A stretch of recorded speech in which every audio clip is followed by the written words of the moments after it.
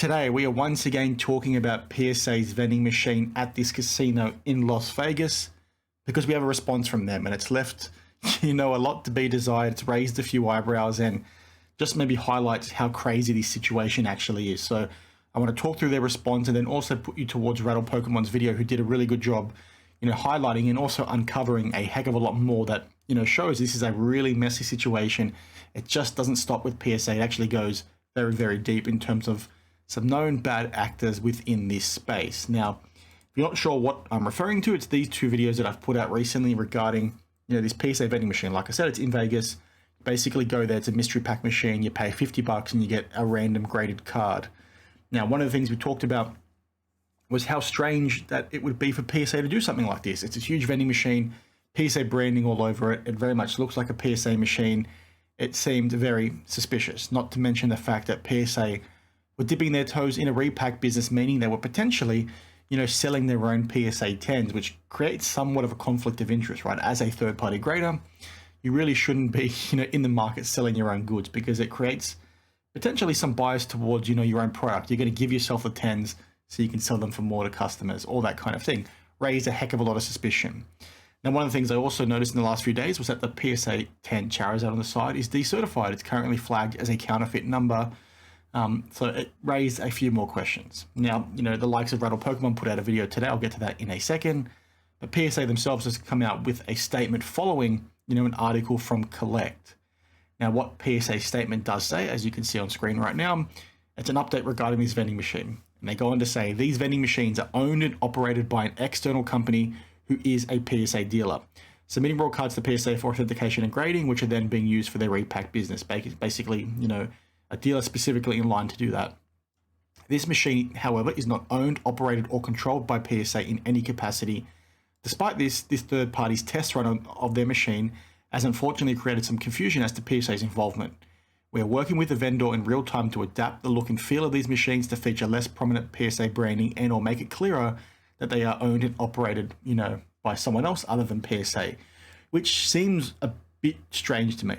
In my mind, like I said in these last two videos, for the branding to be so prominent, you're not going to really have a situation, at least in my opinion, common sense tells me that you're not going to have this vending machine be put there without some kind of branding approval, by PSA. This thing completely matches everything that PSA is displayed for the National. The boxes themselves aligned to what they were giving out or announcing to give out at the National for mystery packs, the upcoming National. So again, it's like, well, you sort of implying that these guys have gone ahead and branded it like this that you didn't know, yet as Rattle Pokemon does say over here, you work with them to sort of get these boxes into the machine. Like, surely somebody at PSA signed off on that. So if they did, why did they sign off on that? And if they did, why was it sort of up to people, on the internet to say, well, is that the right thing to do? That looks very suspicious. Is that an ethical thing for PSA to be doing? Like, should PSA, be, branding themselves like that? Like, we talked to that in these last two videos, and, Rattle Pokemon today did a really good job explaining, why, as an example, PSA should maybe not have done this, in his opinion, why they, as a third-party grader, should not be in the market doing this kind of stuff, and why, the wording on there and the verbiage used really didn't tell anyone that this wasn't, in fact, a PSA branded machine. You walk past this thing, like you can see on screen right now, and you're going to think, well, that's a PSA thing, so I'm going to go ahead and use it. But that's not the case, according to what PSA has said over here. Now, from my perspective, it just looks a bit strange. This looks like they're definitely backtracking, and I sort of don't buy it for a second. Like, I get what they're sort of saying here, that, a company maybe approached them and wanted to do some kind of partnership to create these vending machines, and PSA themselves were intending to maybe use this at the National, and maybe this was a dry run. But guys, like, look at this thing.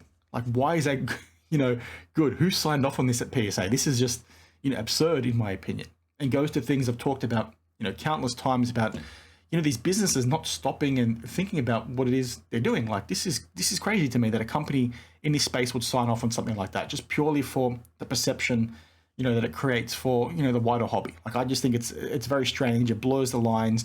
You've got people going to the machine thinking it's a PSA machine. You hear them talk about that in videos, as, Rattle Pokemon did talk to in his video today, and I did notice myself yesterday, the likes of Sports Card Nonsense refer to it as a PSA machine, when in fact it's not. The branding and the verbiage is not very visible.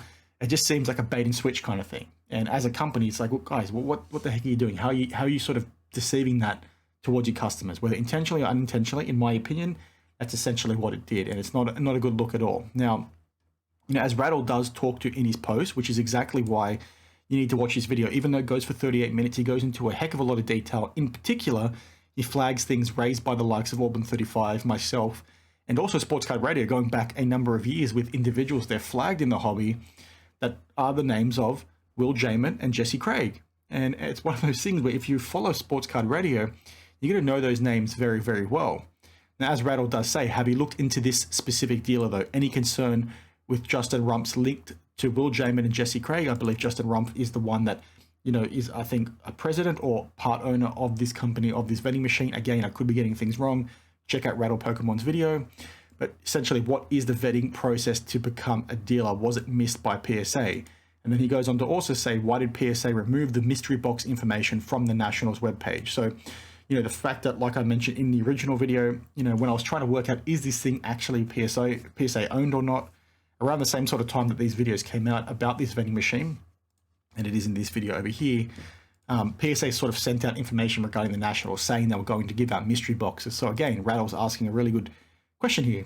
Like, why did you remove this information from the Nationals webpage? I get you're trying to save face, but that just seems very, very strange to me. And it's a bit hard to see here, but like I sort of said in my response itself, I said it was basically good to get a response from PSA, but like I said in my video, and Rattle explains below, the use of boxes now removal of verbiage on their website just adds to the confusion. And I go on to say, not to mention the people involved, which is in my opinion the most alarming piece to this thing. Again, you've got people that are tied to the likes of Will Jamin and Jesse Craig, and if you're not sure who those guys are, they're the individuals that Sports Card Radio have referred to multiple times regarding Heroes of Sport, which is the the group break repack business that had allegations and some very compelling evidence on the blowout threads pointing towards trimmed cards that have also ended up in that product, that have also ended up on the likes of PWCC through them and the like. And it's a bit too much for me to go into the detail now. Like I said, Rattle's already done a fantastic job covering this situation. The article itself can be found on Sports Card Radio's website. I'll put a link down